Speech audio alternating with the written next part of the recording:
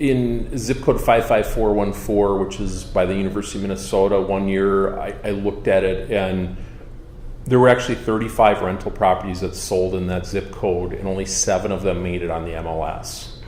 And it just showed me that there's a lot of stuff that actually sells that never makes it online. And a lot of people say, well, why would you do that? Well, if you know you've got a buyer for the property and it's just easier to put them together, a lot of times that's how it works. And both parties are happy with it. You know, the seller knows that you're not going to bring a buyer there that's not capable of buying it because you're representing them. Yep. And it makes it easier. So and a lot of the stuff that we have, we're actually, you know, you've got such a small supply, we're actually getting a lot of other realtors that are calling us saying, what do you have? You know, what do you have coming up?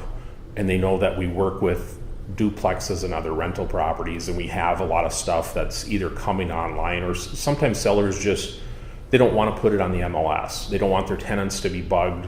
They just basically say, hey, if you can sell this, you know, we're okay with it, but just don't bring 50 people through here that don't really know whether they're going to buy a duplex or not. It's nice when we have property that are off market because we can do a one-time showing, and that allows the tenants to remain happy, because if you got a seller who just wants to sell it at a certain price and we have buyers lined up but they don't get that price, then they're fine just hanging on to it. So they need those tenants. They don't want those tenants leaving because they sniff that you're going to sell it, so they'd rather get out now than have to deal with the headache of people snooping through their stuff.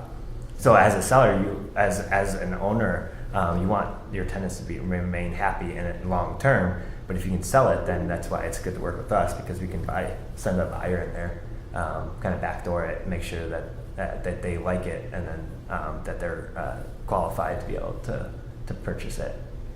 One other thing that we've been able to do too for some buyers is, you have a seller that's maybe fixing up a property and maybe they're not quite done, and you bring a buyer in and say, hey, you know, you like the property? If you do, you know, we can maybe customize it a little bit to what your needs are before we actually move forward with it. And that, you know, sometimes we have sellers that's what they're wanting to do, and it you know, it makes it different than having it on the MLS where you just say you're going to buy it the way it is. You know, we can actually sit down with two parties and say, hey, you know, does this sound like a smart idea to maybe fix up this before we actually put it under contract and finance it?